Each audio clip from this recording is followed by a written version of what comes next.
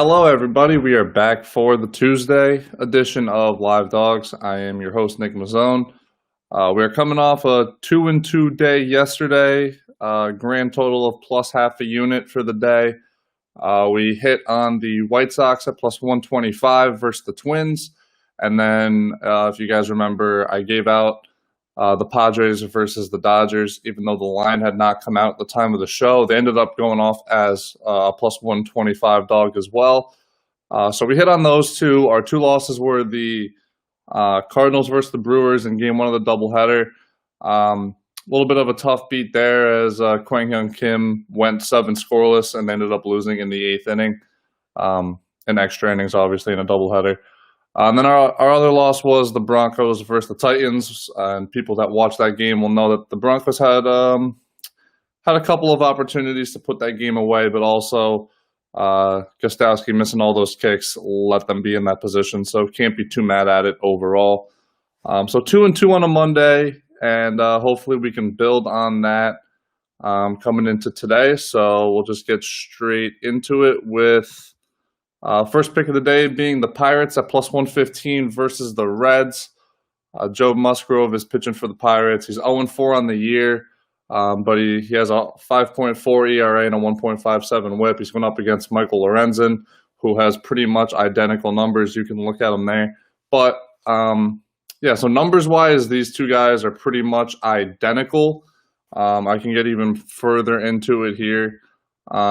They've thrown pretty much the same amount of innings, same amount of hits allowed, walks, home runs, everything. So calling it pretty much a wash on the starting pitching. Obviously, with these guys having a 5.4 ERA and 5.2 ERA, these guys are prone to letting up a big inning, so that's definitely something to watch out for.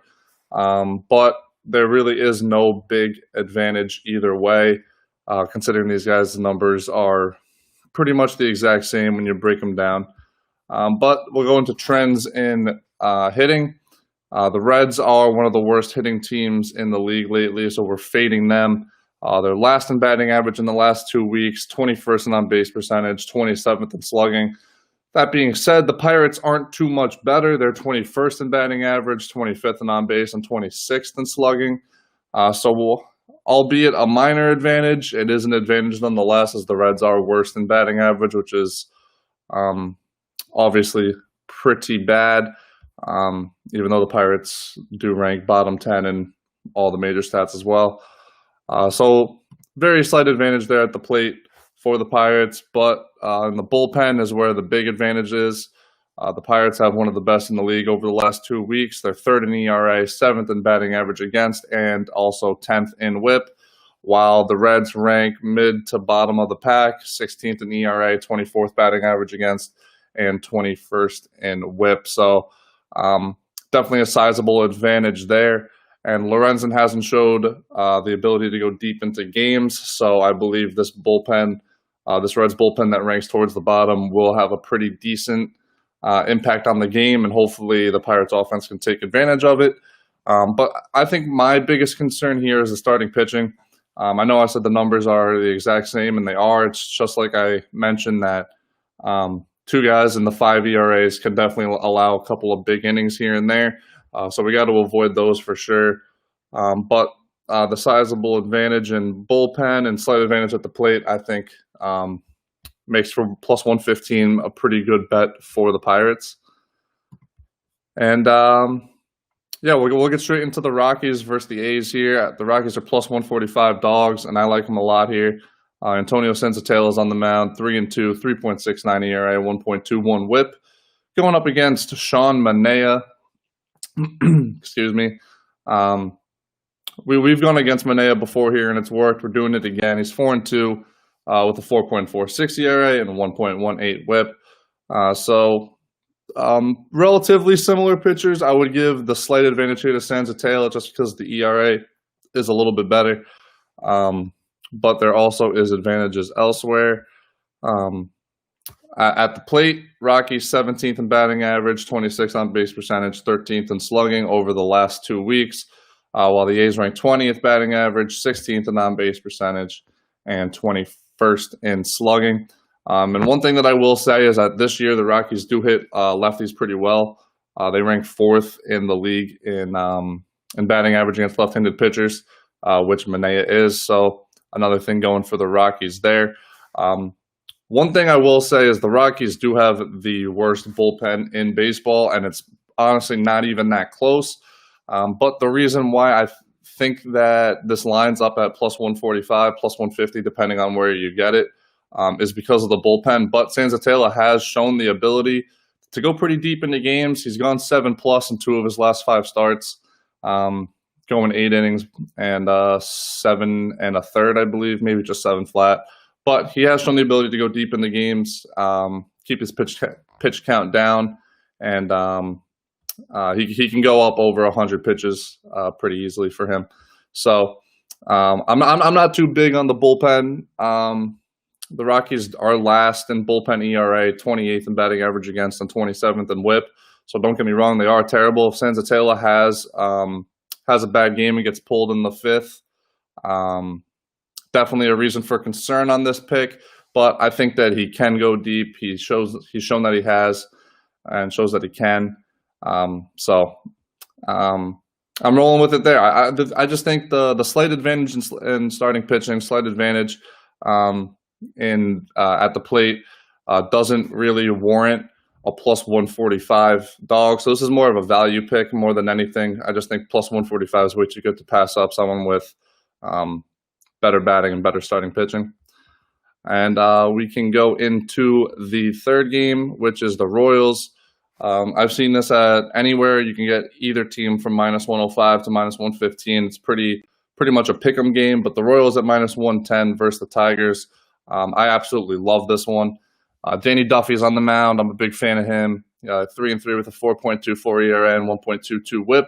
Going up against Matthew Boyd, who's been pretty awful this year. He's 1-6 rather, with a 7.63 ERA and 1.6 WHIP. So obviously the numbers there are very bad for Matthew Boyd, while Duffy's more of the league average, give or take a little bit. But either way, definite sizable advantage here, as Matthew Boyd has been one of the worst pitchers in the MLB. So so Danny Duffy, we're rolling with him. But that's not the only reason why. You go to the batting, the Royals are 11th in batting average, 20th in on-base percentage, is a little bit lower than I'd like, but 19th in slugging. So numbers overall, they're 11th in batting average, but the rest of the numbers aren't too good. But you look at the Tigers on the other side, they rank 22nd in batting average, 28th on base percentage, and 29th in slugging. Obviously towards the bottom in all 3 of those categories. And last 2 weeks, if I haven't made that clear, these are all last 2-week numbers. So the Tigers, one of the worst teams at the plate recently. The Royals have been relatively middle of the pack, but this is more of a fading the Tigers type of pick. As you go to the bullpen, the Tigers also one of the worst there, but Royals 20th in ERA, 21st in batting average against, 16th in WHIP. Once again, not great. I get it, but it's more of just going up against the Tigers, who are 28th in ERA, 29th in batting average against, and 28th in WHIP.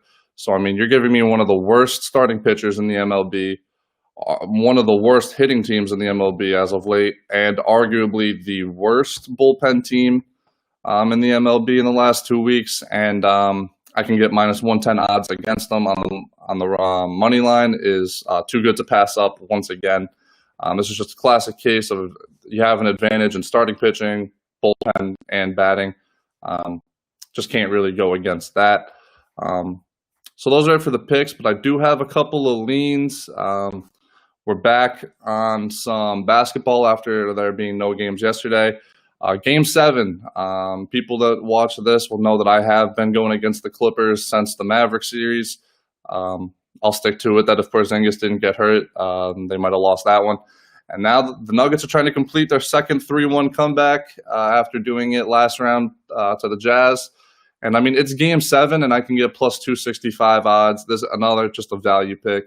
I think it's too good to pass up. I mean, it's Game 7. Anything can happen. And plus, I don't think there's that big of a gap between these two teams anyway. No one on the Clippers has been able to cover Jokic, and Jamal Murray seems to be coming back to that round 1 form.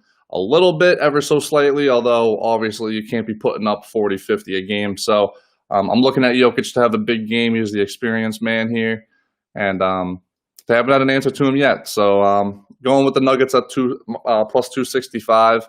I just think good value there. And also the Phillies plus 110 versus the Mets. The Mets are one of the best hitting teams in baseball recently, but I don't know. This is just a feeling pick for me that I like the Phillies. And Arrieta's on the mound for them, and he's had a pretty bad year. Don't get me wrong, but Porcello's on the mound for the Mets, and he's been even worse.